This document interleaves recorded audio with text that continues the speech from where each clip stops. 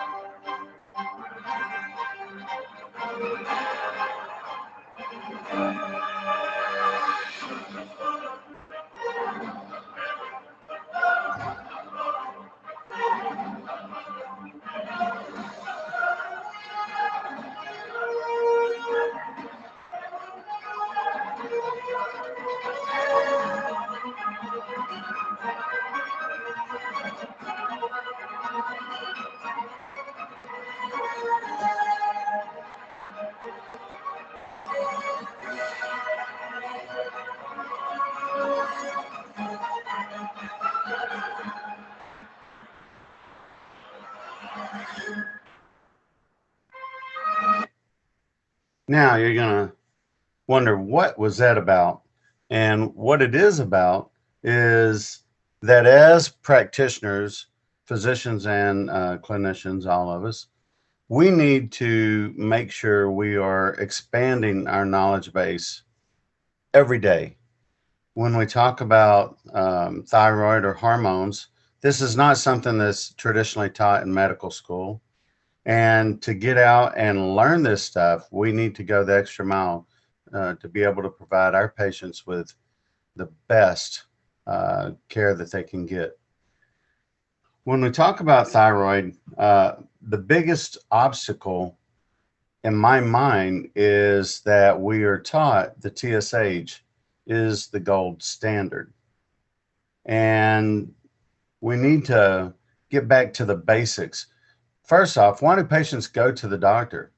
Do they go to the doctor? Do they go to the clinician because of the lab work that they have done? No, they go because of symptoms. It's always been this way, whether it's coughs, colds, fever, pain, depression, they go to you because they're feeling bad. Yet when it comes to thyroid, clinicians always fall back to the numbers. And why is it? The TSH. The TSH was never intended to monitor hypothyroidism. It does not correlate with thyroid symptoms.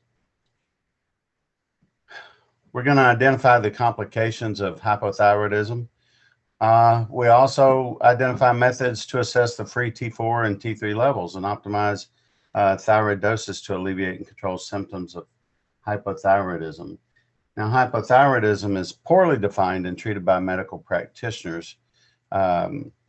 And examination of what's taught in nursing and medical school reveals there's absolutely no emphasis given to the treatment of physiologic aging and the inevitable decline in thyroid function. High-dose thyroid has been used since the 1930s. It's a safe, effective therapy. Hypothyroidism is poorly defined, like I said, and not taught in medical or nursing schools. So education is extremely important postgraduate. Once you get out, you go to these conferences, you look at all the studies that are out there and try to learn the most you can. So let's talk about hypothyroidism for a minute and what are the dangers of not treating hypothyroidism. We want to describe and identify what hypothyroidism is, the signs and symptoms associated with declining thyroid levels, and at least 3 complications of untreated hypothyroidism. Remember that we're going to be talking about aging. We're not talking about a disease process. We want to identify a couple of major flaws of the TSH, describe TSH suppression, and identify the criteria to diagnose hyperthyroidism and the diagnostic tests necessary to make the diagnosis, including the TSH, the TSI, and by ultrasound or CT scan.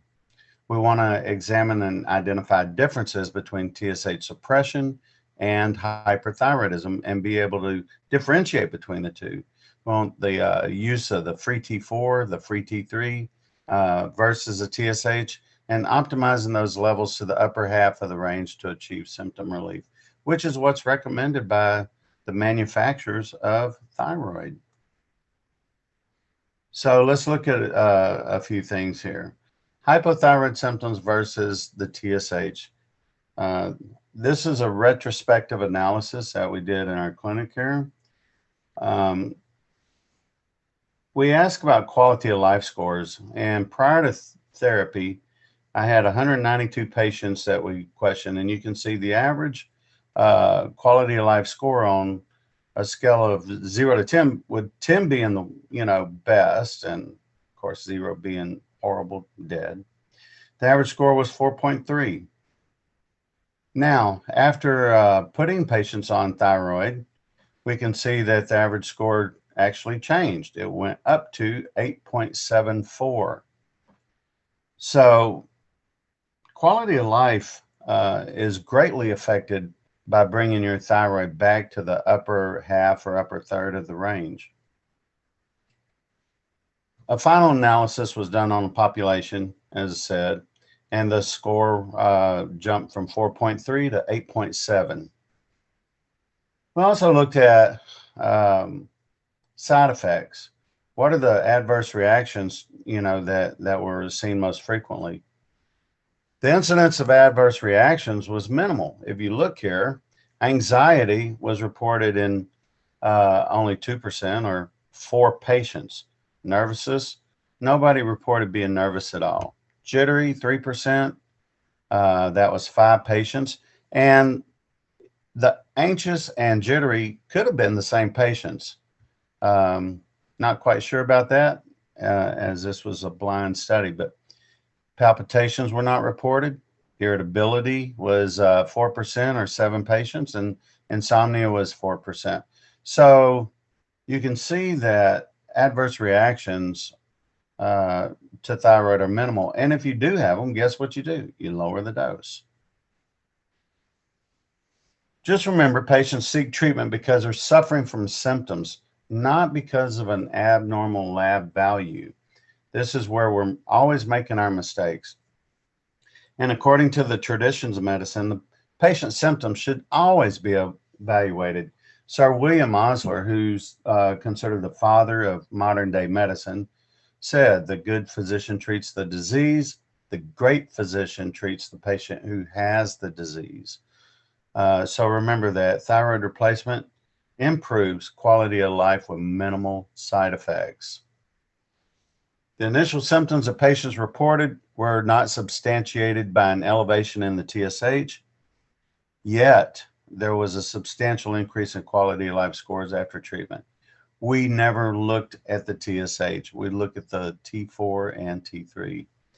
This demonstrated that taking a preventative health stance to treat patients who are symptomatic appears to be safe and effective. Yes, this was a smaller study with 192 patients, but it was very telling. It's curious to note that 65% of the patients treated have been evaluated previously by their physician, family physician, or PMD. and were told that their TSH was normal and they did not need treatment at all. Yet they continued to seek help. They ended up here in the clinic, and after checking the T4 and T3, we did treat them. And they reported a significant benefit in symptoms with no significant risk or side effects treatment. So what do you do when you have a study and you want to make sure that it's good? You repeat it. So I repeated the study again. This time we only had 74 patients over the course of a year. And their symptoms were fatigue, weight gain, poor energy, poor concentration, depressed mood, thinning hair, hair loss, insomnia. This was a very, very similar study. And we'll look here. After 6 months on thyroid replacement, the average quality of life improved from 3.74 to 8.82. So 3.74 was the average of these patients, 74 patients. And as Neil Rozier likes to say, where do you want your numbers to be? All right. Like I said, all these patients here, they went to their PMD. They couldn't get treated. So what does it say about the perception of clinicians and the impact on the patient's life? 100% of these patients were told that their numbers were normal and that it wasn't their thyroid. Yet when I put them on thyroid, they all greatly improved. So is quality of life important? You bet it is. These are some of the comments included from the surveys afterward, and we can read through them, but feels much better overall, significantly more improvement. Night and day difference when I'm taking my meds. Thank you, thank you. Fatigue was a big problem before. Energy throughout the day is much better. Thank you for not dismissing my symptoms. Thank you for addressing my symptoms. I feel a million times better with thyroid treatment and wish I'd been diagnosed earlier. And of course, this goes on and on. I can't tell you how many hundreds of comments that I get from patients just like this. Let's go over the basics of thyroid for a minute. The thyroid keeps your metabolism under control through the action of thyroid hormone, which it makes by extracting iodine from the blood and incorporating it into thyroid hormones. Every other cell depends on the thyroid to manage its metabolism. The function of the thyroid gland is to take iodine found in many foods, convert it into thyroid hormones, thyroxine, the T4, and thyroid. Okay, we'll just say T3. T3 and T4 are then released into the bloodstream and are transported throughout the body where control metabolism, conversion of oxygen and calories to energy. The pituitary gland and hypothalamus both control the thyroid, and when endogenous thyroid levels are low, everything is slow or hypothyroid. When endogenous levels are high, everything is faster or hyperthyroid. And when it's actually hyperthyroid naturally, that's where we'll get into what's called autoimmune disorders such as Graves' disease. So what is T4? T4 is simply a thyroid molecule with 4 iodines. We're going to make that one real easy. It has 4 iodines attached. It's considered a prohormone, meaning it doesn't work directly on these cells on the cellular level. T3 has one of those iodines taken off, and it's a process known as deiodinization, where one of the iodines is removed. The T3 molecule is now active on the receptor sites. Testing has changed a whole lot over the years, but I do want to say the biggest problem with the testing, no matter how many new tests we get, is that the TSH is still considered the gold standard. How do you replace a TSH? It's not a thyroid hormone. The TSH is a pituitary hormone. So what can we do? We can check the levels. We can check the T4, the free and total. We can check the T3, the free and total. We can check the unbound or active versus the bound. We can look at antibodies like TPO antibodies, looking to see if the patient may have an autoimmune disorder that where the body's fighting the thyroid itself. You got to remember what we're treating. We're treating the actual thyroid hormones. And thyroxine, or T4, is one of the two major hormones produced by the thyroid gland. And it's that small butterfly-shaped organ that lies flat across the windpipe at the base of the throat. So because of the location, you know, this thyroid can have quite an effect on your body that we'll talk about. The other major thyroid hormone, of course, is the T3. Remember, T4 makes T3, and together they help control the rate at which a body uses energy. Almost all the T4 and T3 found in the blood is bound to protein. The rest is free or unbound and is a biologically active form. So usually we're going to check the free T4 and the free T3.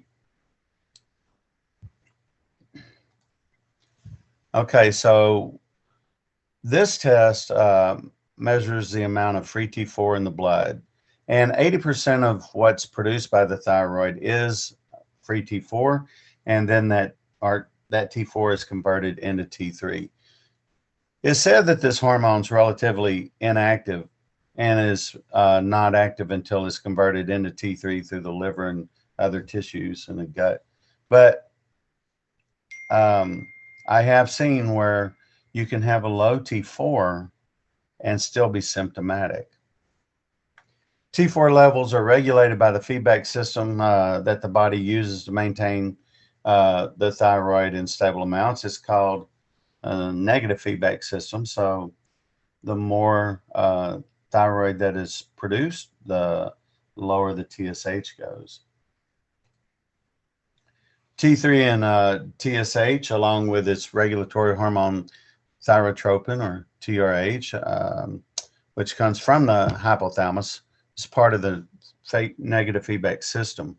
And when thyroid hormone levels decrease in the blood, the TSH is supposed to go up in response to the TRH. So when the TSH goes up, it stimulates the thyroid to produce more T4.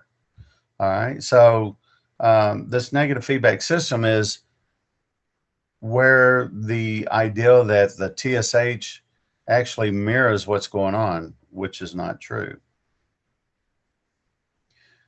When thyroid hormone levels increase in the blood, the pituitary gland produces less TSH, and the thyroid produces less T4 and T3.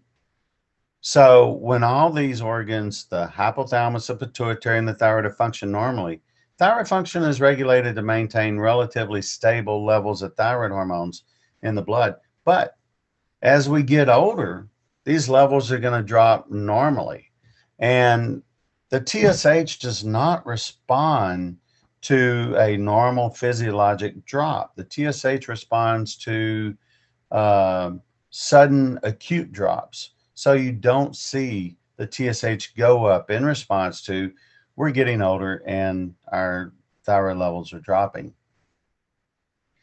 If the thyroid gland does not produce sufficient T4 and T3, we consider it underactive, and due to thyroid dysfunction or insufficient TSH, people will experience symptoms of hypothyroidism, such as weight gain, dry skin, cold intolerance. The hands and feet will be cold a lot of times.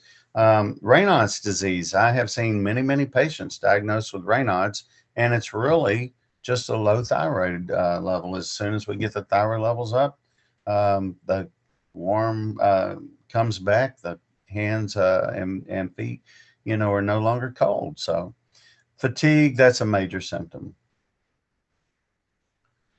So Hashimoto's thyroiditis is the most common cause of hypothyroidism in the U.S. And generally, as we get older, this tends to show up. which means that your thyroid's just not functioning like it used to. There could be some inflammation, but Hashimoto's, people get really excited about that. Oh, we got Hashimoto's. And we learn that by checking TPO antibodies usually. So if the thyroid gland produces too much T4 or T3, the affected person or patient will experience symptoms of an overactive thyroid. And that's going to be a rapid heart rate, anxiety, weight loss, insomnia, tremors, puffiness around the eyes, or we all see these bulging eyes that some of these patients have. So this is hyperthyroidism. This is an autoimmune disorder. It is not something that typically happens with thyroid replacement. And if it does, what do? You reduce the dose. But if it happens naturally and your endogenous levels are high, then what do we got to do? We got to treat this, because this can lead to strokes and heart attacks. And this is where we start talking about Graves' disease. Graves' disease is the most common cause of hyperthyroidism, and it is not something to be played with. In 18 years, I've only seen it twice. The patients were pretty much suicidal. They felt like their heart was pounding out of their chest. They were going to have a heart attack. Both of them were told that there was nothing wrong. And I remember this one fellow, he went to 2 different emergency rooms and was turned away. One of them wanted to put him on antidepressants, and he came to me, and I checked his thyroid with a local lab that was next door, and he was hyperthyroid. His T4 was like 16, which is really, pretty high. And I mean, this guy was about ready to have a heart attack probably. So we got him straightened out with beta blockers, and I sent him on to an endocrinologist. So remember that hyper and hypothyroidism can also both be caused by thyroiditis, thyroid cancer, or an excessive or deficient production of TSH. And the effect of these conditions can be detected and monitored by measuring the free T4. These are a couple of tools that I use when I'm looking at patients. You can see where at the top, I ask them what their quality of life is. And of course, we'll translate this into a numerical scale sometimes, but it's very, very important to see that we're making progress with the patients. And then I show the patients exactly where their levels are at and where they need to be. Apologize for that. So I highlight the upper third of the range. The manufacturer's package inserts will actually say the upper half, but I found that patients feel better in the upper third of the range. If you notice, there's not a place for TSH there. We do not check the TSH. Also, it may be a little difficult to see, but the thyroid screening tool that I use, you can see this patient checked everything. This was an actual patient. I just cut out their identifying information. But every patient gets asked this initially on the registration. And then when I start them on thyroid, every time we do blood work, I ask them to fill this same form out, and they can visually see the symptoms, what's still remaining, what's improved, and patients really love this. And if you look down at the bottom, this is the thyroid optimization treatment model that I use. I copyrighted this years ago, but it breaks down this very complex system into a toilet tank. Remember, I said it's a negative feedback system. And so you have your thyroid pumping T4 and T3 into the body, primarily T4. Remember, 80% of what the thyroid produces is T4. And T3. Now the brain's monitoring the levels, and when the levels go up and down, it is supposed to stimulate the thyroid or decrease the thyroid stimulating hormone on the levels. That's the premise of a negative feedback system. and that's what we're taught in school. Here's a little bigger version, and I actually put the notes down here where you can see how I treat. You optimize the T4 level. I read left to right. T4 makes T3. So if your T4 is low, I want to bring the T4 up. If the T4 is optimal and the T3 is low, then that's when I start to treat the T3. Okay, usually we're going to use desiccated thyroid, but you can give T4 and T3 separately and get a very fine tuning or control on the levels. The TSH, you got to remember, is going to drop regardless of what you give. If you give T4, if you give T3, the TSH will drop. If you use T4, let's say you're giving levothyroxine or Synthroid or tyrosine, then you don't see the drop in the T4. Where you see the drop is when you give T3 or desiccated thyroid. If you give T3 alone, then you're going to see a tremendous drop in the T4. And if you're checking the TSH, you'll see the TSH drop. If you're given desiccated thyroid, that pig thyroid, then it combines T4 and T3 both. So you won't see quite the drop in the T4.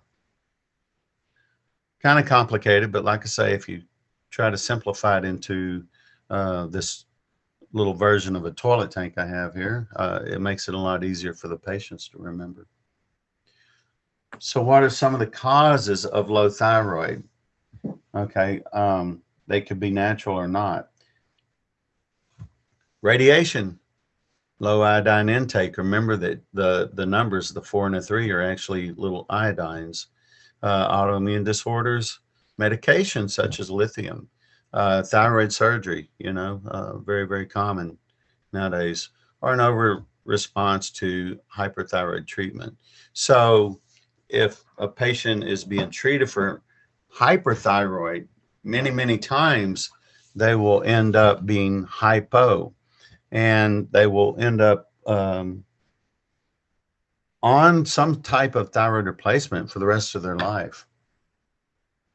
Now, when we talk about the radiation, I want to talk about something that a lot of people don't think about. And this is very, very important in this day and age, especially when we have radiation all around us, like 4G and 5G. Okay. So can cell phones cause a problem? Can they make us stupid or cause cancer? Well, you be the judge of that, but the effects of radiation due to mobile phone use on thyroid function, I'm going to show you a study here that was done on medical students, okay? And the students were actually put on cell phones for anywhere from 15 minutes to an hour, okay? There was a significant correlation between radiation exposure and an increase in TSH. If you remember, I said that the TSH does not respond to physiologic aging. It actually responds to acute situations. So here you get on the cell phone, and that's an acute situation, right? So let's look at the slides here. So in 2017, okay, 2017, there was a sample size of 83 undergraduate students. 53% of the respondents spent half an hour on average talking on the phone. 28.9% spent an hour and a half daily, and 10.8% spent over 3.5 hours. And we found there was significant correlation between the radiation exposure and an increase in TSH in these groups. So if you look at the thermographic images on the left, you'll see this is before cell phone exposure. And then on the right, this is only 15 minutes. 15 minutes, and you can see the green has turned to orange and then red. And remember where I said the thyroid is, it's right there in the neck. So it's definitely got a profound effect. And how many times are you on your cell phone a day? So cell phones can actually cause a lot of problems. The next thing will be iodine intake. Okay, High iodine intake is associated with autoimmune disorders with the thyroid. A sudden increase in iodine intake or a sudden decrease, both of those can cause problems. People with anti-thyroid antibodies have a higher risk of developing thyroid dysfunction when iodine intake is high. So when you take thyroid replacement, are you taking iodine? You bet, but it's a little bit different than someone who's going out buying iodine or ingesting a whole lot of kelp or other products to try to raise their iodine because they read something, on Google. If a person has Hashimoto's thyroiditis, taking iodine only worsens the condition. It does not make it better. And remember, Hashimoto's thyroiditis is the most common cause of thyroid gland inflammation or thyroiditis. Okay, so we have to really be careful with these patients and ask them, what supplements are you taking? Because a lot of times they don't even think, well, I'm taking this kelp. I got it over at Best Buy or wherever, Whole Foods, and they're taking all kind of things because it gives them more energy, but it actually is going to cause more problems, more bad than good. So exactly what is Hashimoto's? Remember, the thyroid's that small butterfly-shaped gland, beautiful little gland there in the base of the throat. It produces the thyroid hormones. We want to talk, remember where it's at because of some of the effects I told you it can have, like swallowing, voice. You can have voice changes. You see people with big goiters, or little goiters. You can look at people all day long and you'll see their necks enlarged and they just think they got a little fat neck, but usually that thyroid back there starts to enlarge as it's working harder, and you'll start to see this amplification. All right, and Hashimoto's occurs at a rate of 3.5 per thousand women a year and 0.8 per thousand men. So it's pretty common, actually. It can affect anybody at any age, but most often it's going to occur between 30 and 50 years of age. In fact, women actually are 10 to 15 times more likely than men to develop Hashimoto's. So, a lot of women are thinking they're just going through, menopause or perimenopause or gaining weight, when in reality their thyroid is starting to drop. 35 to 40 is kind of a magic number in my clinic. That's where I see the majority of my patients. They start coming in around 35 years old. People with a family history of thyroid disease, it's important to get that family history when you're talking to them. A lot of times you'll see type 1 or type 2 diabetes, adrenal insufficiency, rheumatoid arthritis, a lot of bone and joint pain, but RA is something that definitely points to low thyroid. Celiac disease, pernicious anemia, lupus, all these are an increased risk, and we need to really make sure that we're getting a good family history on these guys. So iodine, is it important? You bet. You ever wonder why it's in the salt? Adequate levels of iodine are required for the synthesis of thyroid hormones. And remember, the T4, the T3, those numbers are the iodines, which play key roles in the metabolic process of life. Major concerns regarding global burden of iodine deficiency are related to goiter, cognitive impairment, severe deficiencies. We're looking at cretinism. So the fortification of salt with iodine is an effective, inexpensive way of getting iodine to patients. Of course, now we're seeing a lot of kosher salt that's used, but the Morton salt out there, the iodized salt, is a very stable way to get iodine into the body. Iodized salt first became available in 1924, and we have what's called the Goiter Belt. Okay, and the government basically pushed this. It was initiative program to iodide salt. And the funny thing is they didn't know how much to put in. So when they first started this program, the whole state of Michigan basically became thyroid toxicosic. So some interesting reading in JAMA back in 1926. All right. This year, an estimated 52,070 adults, and that breaks down to 14,260 men and 37,810 women will be diagnosed with thyroid cancer. So thyroid cancer is the sixth most common cancer in women. It's the most common cancer in women 20 to 34 years old. And about 2% of cases occur in children and teens. I don't treat children, so not very familiar with those, but I do see, you know, some 20, 21-year-olds, even a couple 18-year-olds who have had, you know, some thyroid problems. And it's getting more and more common. And I believe that radiation, whether from our cell phone, whether from the 5G, maybe TVs, but radiation is definitely causing a big problem. The death rate for thyroid cancer has increased slightly from 2008 to 2017. And it seems to stabilize, but I'm really wondering, because here we are in 2021, 5G, and in 2020, 5G went up, and every conference I've been to has said that this is probably going to be a big problem. So we need to keep an eye on it. And why is hypothyroidism, why is thyroid such a problem now? I don't think it's because we're getting better at diagnosing it. I think it's because it's getting worse. Even though they said up until when I pulled this information for 2017, it appeared to stabilize. I'm seeing more and more patients. So,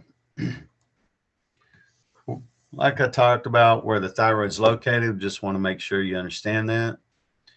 And it's really important to know, because, like I said, we see these fat necks all the time. Or people come in and say they lost their voice, or they're getting a little raspy, or they have a little cough, and you know, they're scoped, you look down, there's nothing going on. And it's because the thyroid sits on the outside of the trachea, and it can push inward. So they may not have any presenting symptoms other than, let's say, a cough.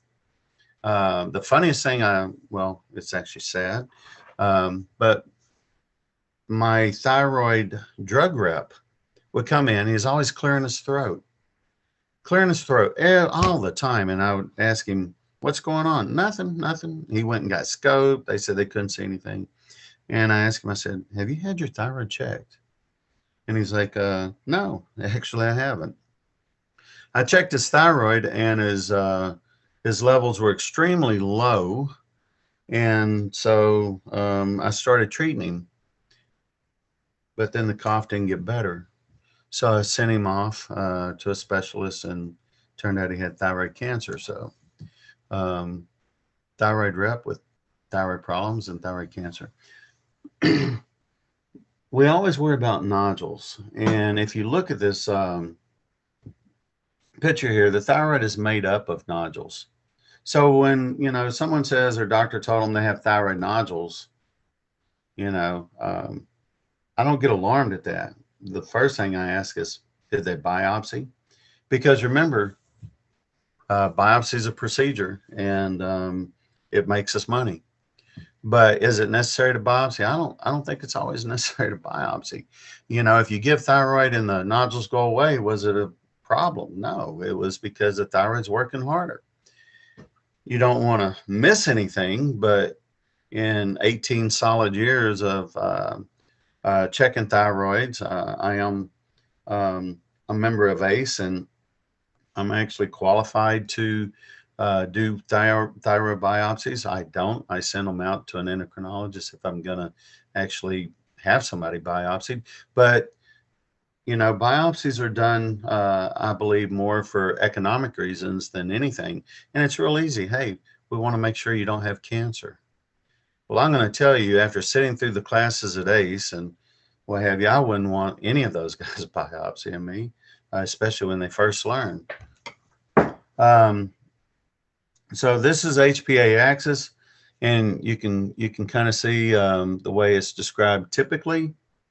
And of course, this is the way I describe it.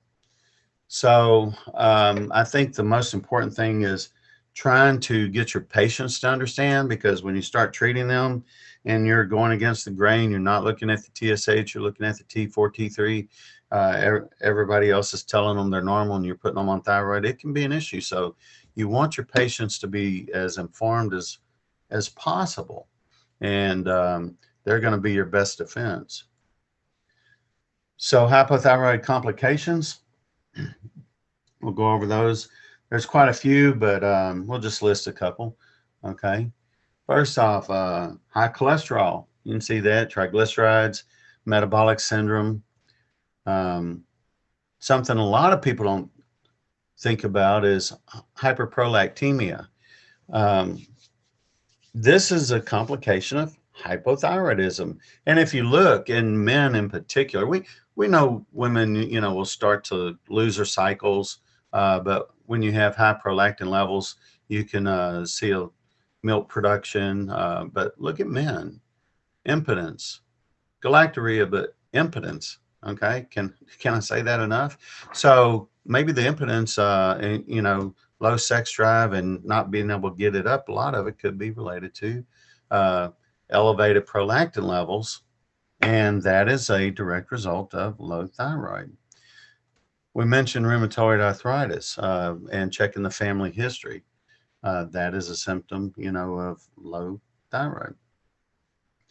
So subclinical hypothyroidism, metabolic risk factors.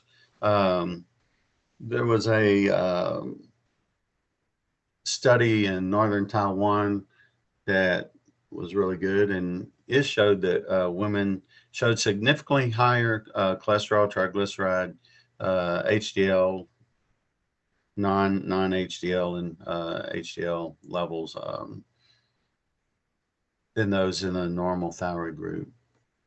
So women in the subclinical hypothyroid group showed significantly higher cholesterol levels.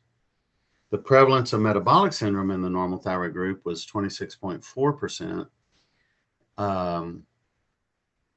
in men and 18.7% in women. But in the subclinical hypothyroid group, it was much higher. It was 39% in men versus a 26, and 29% in women versus 18. So subclinical hypothyroidism definitely caused an increase in metabolic syndrome in this study.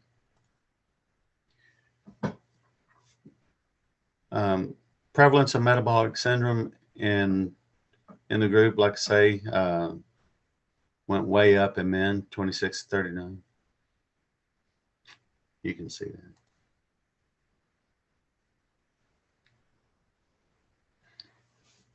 Now, this study shows prevalence of hyperprolactemia in subclinical hypothyroidism is notable.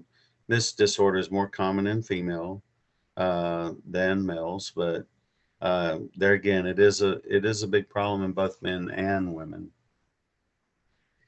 And in the Capsian Journal of Internal Medicine, they show that hyperprolactemia is associated with subclinical thyroidism, and demonstrated there was no correlation with a TSH.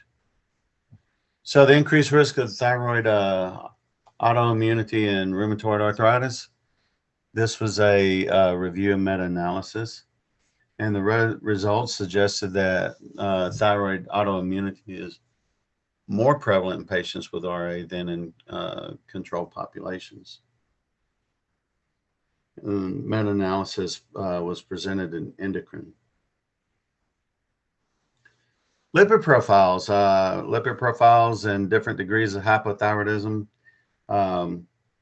Study here concluded that hypothyroidism, subclinical hypothyroidism, leads to an intermediary lipid profile between euthyroid individuals and those found in that manifest hypothyroid, and that a significant lipid profile improvement occurred 1 year after T4 replacement. Now, this is something a lot of people don't really know, that low thyroid actually leads to an increased arterial stiffness and diastolic hypertension. And I have had patients who I put on thyroid and their blood pressure normalized, and in particular their diastolic. So when someone says, well, you're causing hypertension, you know, with the thyroid replacement, that's just usually simply not true. You're actually helping. Okay, so this study here actually was from the Journal of Clinical Endocrinology, and it shows that hypothyroidism is associated with increased cardiovascular risk, and that it increases arterial stiffness, and it was reversed with adequate T4 replacement. So you have the endocrinologists themselves that are actually admitting that this is a problem. So if you look in JCM, you will find that article and many, many more. So in improving arterial stiffness with adequate T4 replacement is essential. The effect of subclinical hypothyroidism on blood pressure. Like I say, with the arterial stiffness, you're going to have an increase in blood pressure, and it's typically going to be your diastolic. Here's another study. This was in vascular disease management in 2016, and you can see they found the same thing, that patients with subclinical hypothyroidism are at a higher risk of hypertension and dyslipidemia. So, you know, just saying that your thyroid levels are normal is not going to help your blood pressure. It's not going to help your heart rate. It's not going to help that diastolic hypertension. We need to get these thyroid levels up in order to help, you know, give these patients some cardiovascular protection. Now, in JAMA, this was JAMA 2010, it was found that subclinical hypothyroidism is associated with a risk of increased risk of coronary heart disease events and mortality. So the risk of coronary heart disease increased with higher TSH. Now, remember, the TSH a lot of times doesn't go up that much with just physiologic aging. So, you know, with these patients, I mean, they were looking at TSH concentrations of greater than 10. And I'm going to tell you, I just don't see that many patients with TSH greater than 10. Most of them are around 1 or less than 1. Yet they still have very, very low free T4 and free T3 levels and are symptomatic.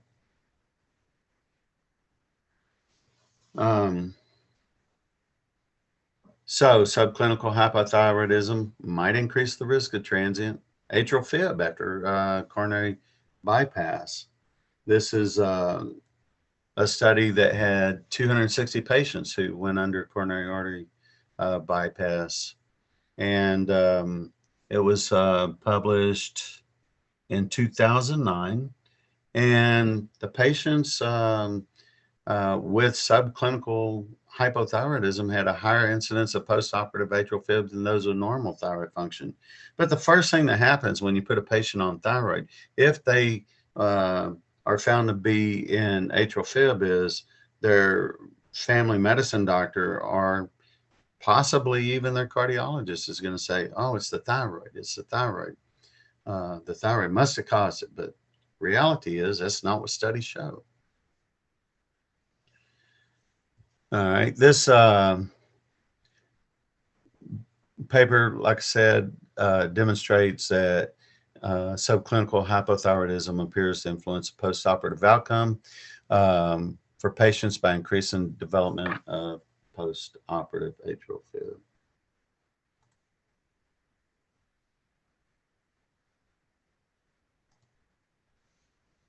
Levothyroxine. Remember, levothyroxine is T4. Levothyroxine treatment in euthyroid pregnant women with autoimmune thyroid disease. What are the effects on their OB complications? This is extremely important, and it's very tricky and controversial. A lot of people don't want to treat a woman who's pregnant. I have been in situations where, women will come in after multiple miscarriages. They've been to fertility clinics, and now they've gained weight. And so what do they want to do? They want to lose weight. So I start working with them. I eventually end up checking their thyroid. It turns out they have low thyroid. I put them on thyroid, and guess what? They end up having babies. But women who are positive for TPO or Hashimoto's develop impaired thyroid function, and that is what's associated with an increased risk of miscarriage and premature deliveries. Treatment with T4, levothyroxine, reduce the chances of miscarriage and premature births. However, I will tell you that even though the studies will show that T4 helps improve pregnancy, I have found over the years that most of the time it's T3 that seems to be the biggest culprit. And the problem is traditional endocrinologists have not been checking T3 levels. They check the T4 and they know the T4 is low, but they don't check the T3. And of course, your OB, they just don't know what to do when it comes to thyroid. So here we are. This is Circulation 2007 in the journal Circulation, Thyroid Disease in the Heart. Okay. And what did they find? Thyroid hormone effects on the heart and peripheral vasculature, decreased SVR, increased resting heart rate, left ventricular contractility, and blood volume. Okay. Arterial compliance was reduced, leading to an increase in SVR, as well as a reduction in nitric oxide, a rise in diastolic blood pressure, low cardiac output, and a lower pulse pressure. So can there be complications of low thyroid cardiovascular? Yes, of course. You increase that SVR, the heart has to pump a lot harder, the diastolic goes up, and of course, as most of us know, nitric oxide is very important. And when you have an impaired endothelium and low nitric oxide, then you're going to have even more problems. So, hypothyroidism is often accompanied by a rise in diastolic blood pressure because cardiac output is slow, the pulse pressure is lowered, and like I say, there's an increase in that diastolic pressure. So when you see a patient and they have a 140 over 80 or 140 over 90 blood pressure, a lot of times it's really because of low thyroid. The increase in the diastolic pressure occurs when that low serum renin level is there and has to do with the sodium. Well, guess what? We can fix that. Thyroid disease in the heart. Again, this is just summarizing. Thyroid hormone decreases SVR and afterload. It increases renin and aldosterone secretin while increasing blood volume and preload, and contributes to the characteristic increase in cardiac output. So not only are we going to help lower cholesterol, we're going to decrease the diastolic, we're going to decrease the systemic vascular resistance, which makes the heart beat easier and more effectively. And this is all by itself a reason to make sure that your thyroid levels are good, because we don't want that associated cardiovascular risk that comes with low thyroid levels. The most common cardiovascular signs and symptoms of hypothyroidism may include bradycardia, diastolic hypertension, a narrow pulse pressure, a lot of times people, forget all about those pulse pressures, especially if you're not working in the hospital in the ICUs. But, if you look at your systolic and diastolic, look at that pulse pressure, you will see a narrowing, and that can be extremely dangerous. Cold intolerance, like I said, with the cold hands and feet, getting cold really, really easy, and fatigue, malaise and fatigue. Now, of course, with COVID going around, and a lot of people are fatigued already, and so you have to kind of differentiate. Always check the thyroid. If they're checking off all those symptoms, it's going to be a thyroid test in my clinic. So thyroid disease in the heart, overt hypothyroidism associated with increased SVR, decreased contractility, cardiac output, accelerated atherosclerosis, and coronary artery disease. In this study, they noted that given thyroid decreased SVR, like I say, after load, and ultimately improved cardiac output. They went on to say that hypothyroid patients have other atherosclerotic risk factors and an apparent increased risk of strokes, prolonged QT, and that treatment with full replacement T4 can and should be initiated at the onset. And approximately 30% of congestive heart failure patients have low T3. So there's that T3 finally. Now, when we're talking about full replacement, this is the manufacturer's recommended dosing 1.6 mics per kilogram a day, and that's a good starting point for people, especially when you're not real comfortable with thyroid dosing. Everybody wants to start on 25 mics, the lowest possible dose, and that's not what's recommended. 1.6 mics per kilogram is what's recommended. Some people can tolerate it, some can't. Some are a little more sensitive, but most of the time you actually need to go a little bit higher than that. But I will say the average dose that I see on T4 is usually somewhere between 125 and 150 micrograms a day.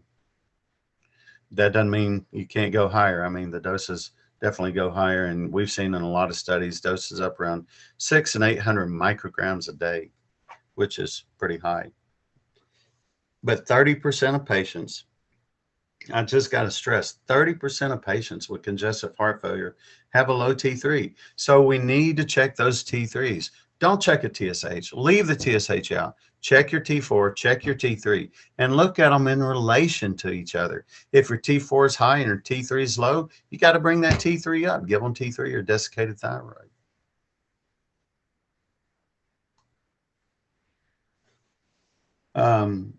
This comparison of mortality and non-fatal cardiovascular events in adults with atrial fib versus with and without levothyroxine treatment.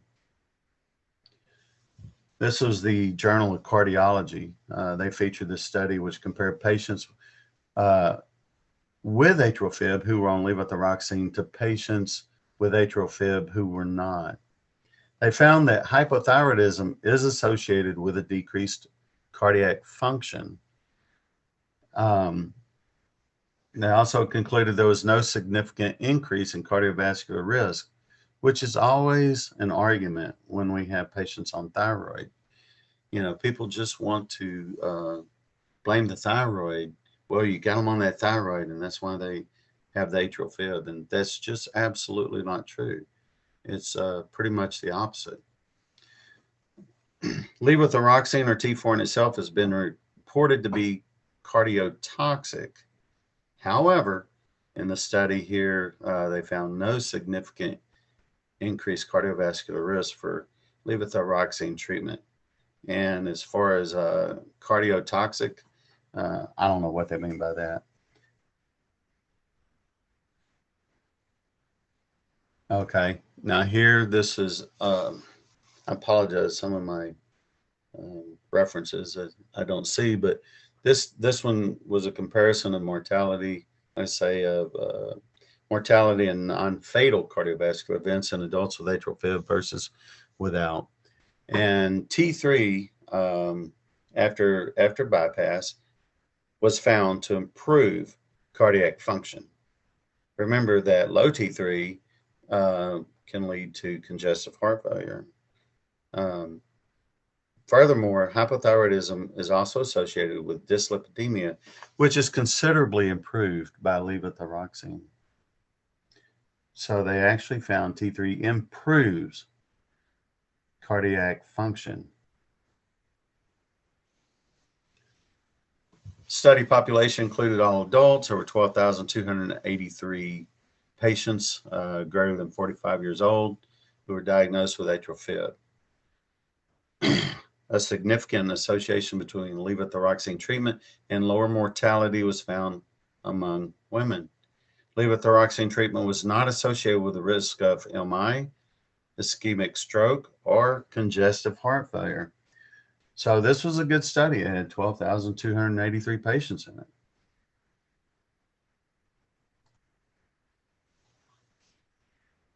And here in a large representative cohort, we found that levothyroxine treatment decreased the risk of mortality in women with atrial fib, which suggests that such treatment could be of benefit in this setting. So T4 decreased the risk of mortality in patients with atrial fib, but also so did T3 in other studies. Subclinical hypothyroidism. Subclinical hypothyroidism is found to be associated with an increased total cholesterol level and LDL with subclinical measures of cardiovascular function.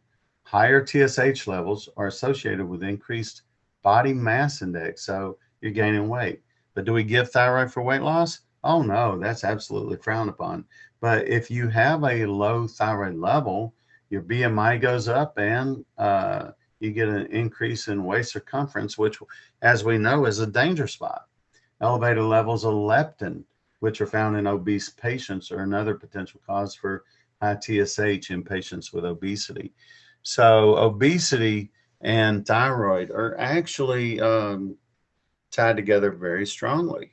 Yet, for some reason, the medical community frowns on giving thyroid for weight loss. And I don't want to go there. I do not give thyroid for weight loss.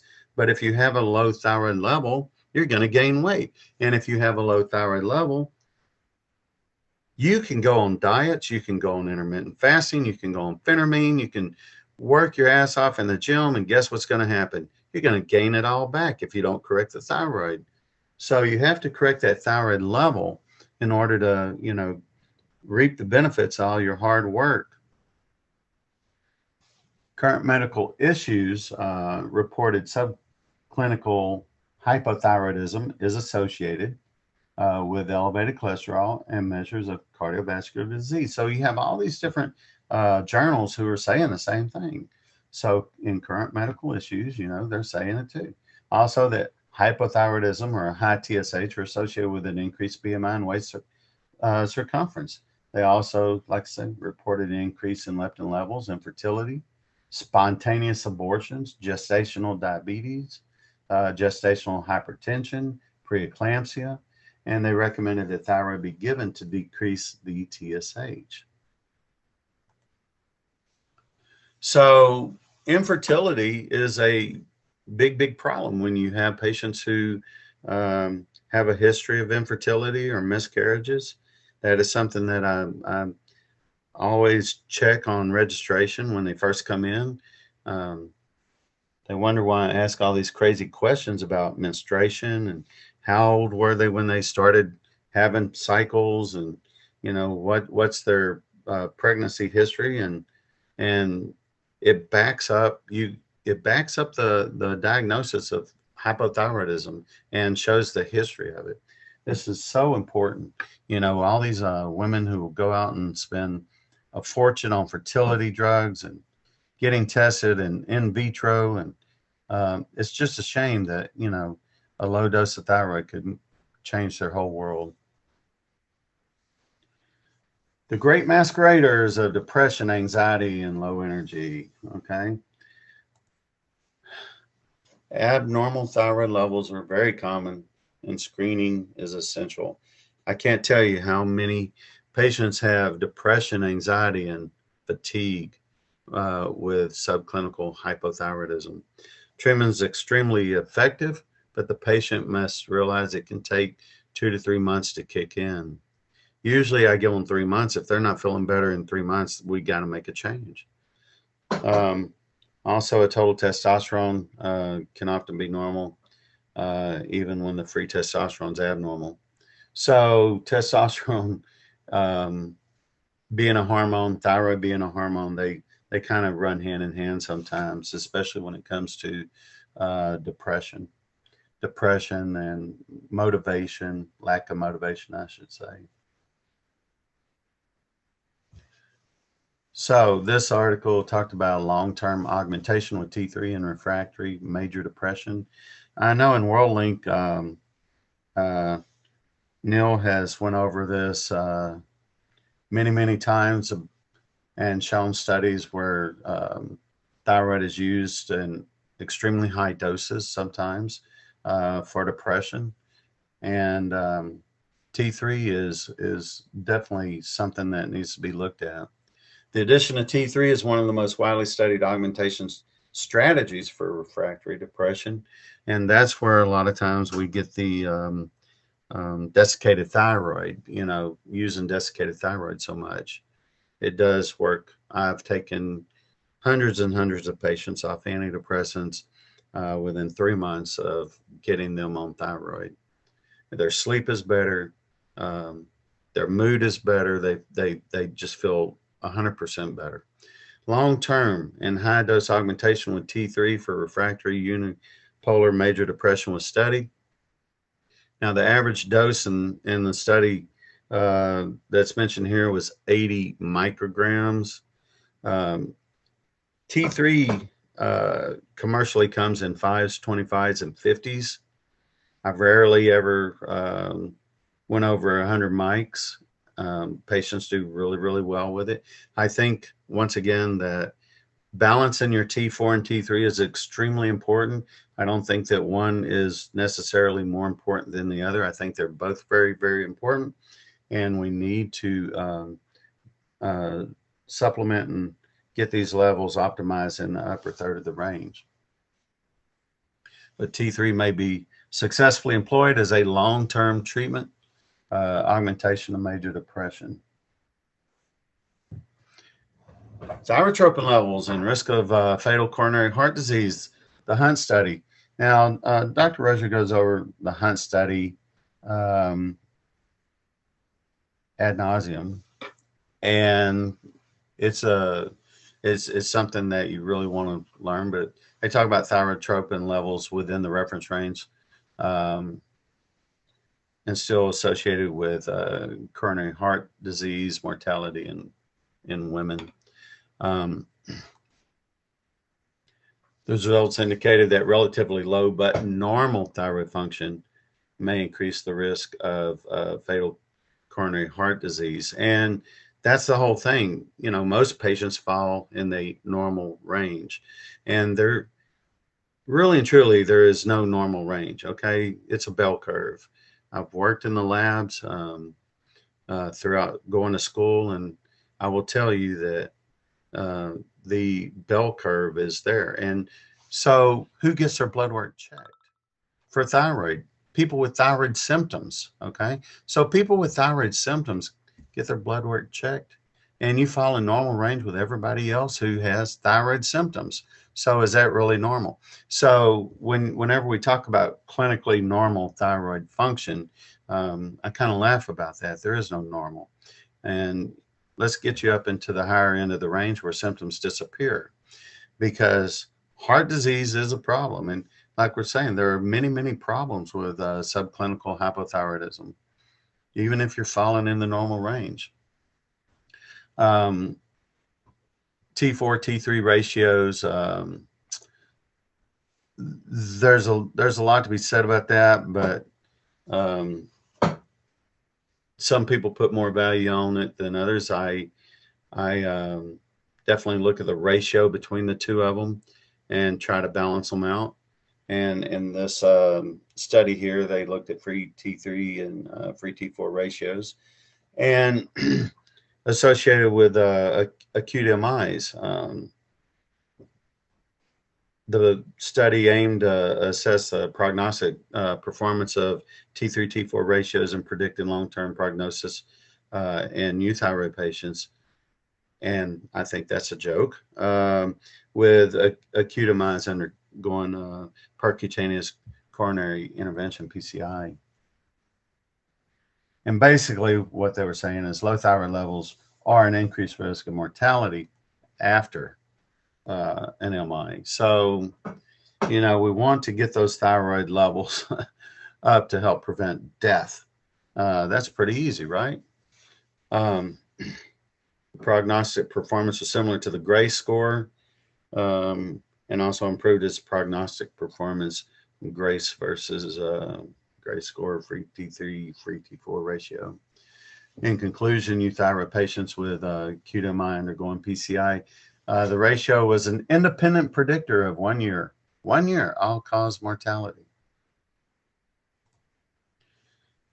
So free T3 levels and global registry of acute coronary events, risk score on predicted long-term major adverse cardiac events, and STEMIs, patients undergoing primary PCI.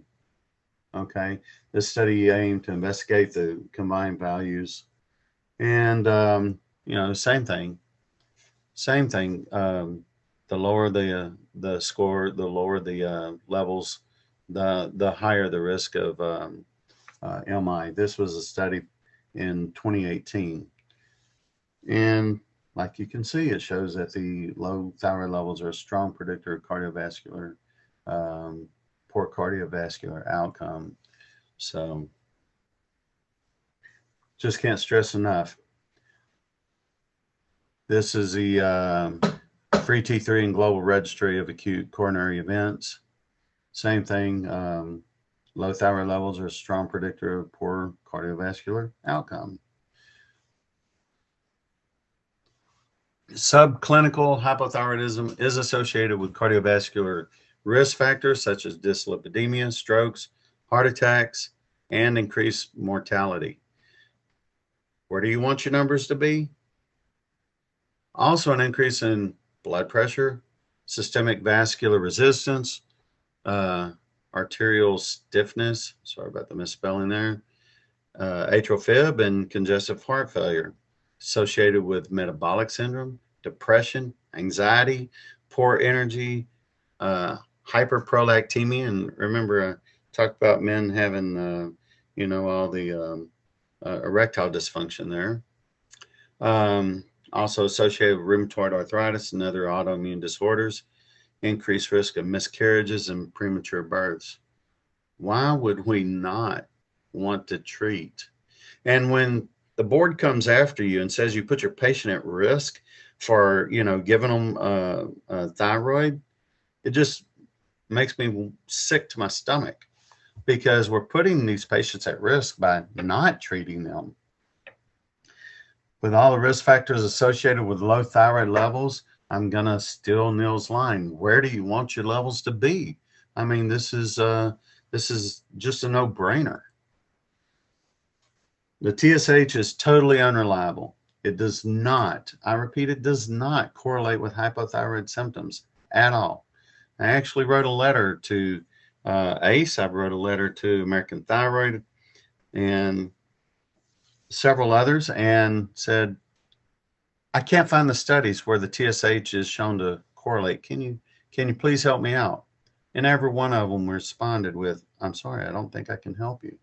And they can't help me because there are no studies that show it. This was a letter concerning the publication back in 1974 by an endocrinologist. And say, it appears that laboratory medicine has overcome clinical medicine in diagnosis and treatment. Whatever happened to the patient? Nowhere in their article do the author, this was in response to an article that's written, there's nowhere in the article do the authors mention their patient's clinical state. You can see this doctor is obviously frustrated. And D, the title of the article suggests they're treating the disease, not the patient. And this is what it's come to. We're treating numbers and not the patient. And we need to flip that. We need to be treating the patient, not the numbers. The numbers are simply a guideline to tell you what's low and, you know, where they are in relation to each other. And as he goes on to say, when our patients complain of continued dry skin, lethargy, and puffiness of the face and hands, and when we find continued slightly prolonged ankle jerk times, should we tell them not to worry because their laboratory numbers are normal? And of course, that is what happens. Although we attempt to suppress TSH to normal or undetectable levels, we adjust the dosage of T4 to the patient. We question a cost versus a benefit to the patient of adjustment of the lab values.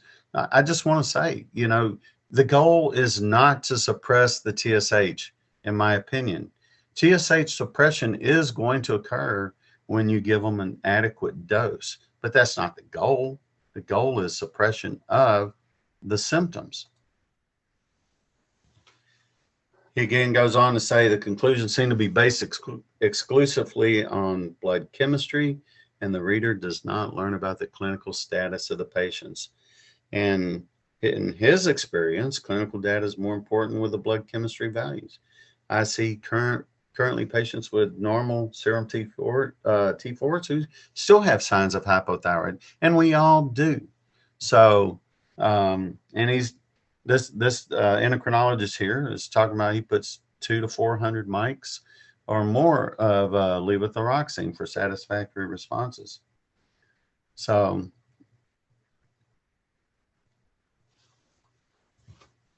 I was saying earlier that it comes to 25s, 50s. Well, the authors recommended starting with, on this article that he's reading, 50 mics of levothyroxine a day and gradually increasing. There is no advantage to starting that low usually. You want to, you know, get the levels up, get them up quickly, as quick as tolerated, and titrations are an easy way to do that. So you titrate, you start off with, let's say, if you want to use the 1.6 micrograms per kilogram, you could start off with that and then, you know, go up every 2 weeks or monthly, whatever you're comfortable with, until the patient's symptoms disappear.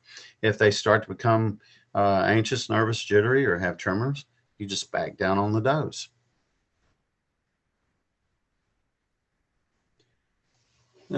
Just some references here. I want to thank you for taking a little bit of time and listening to us. And when we talk about the standard of care, I want to leave you with this impression.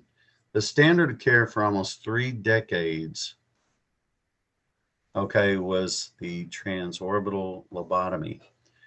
Dare to make change, all right? So I don't know anybody doing this now, but this was a standard of care. So just think about that. You know, when someone says you're not following the standard of care, okay, well, I would question it. Thank you very much.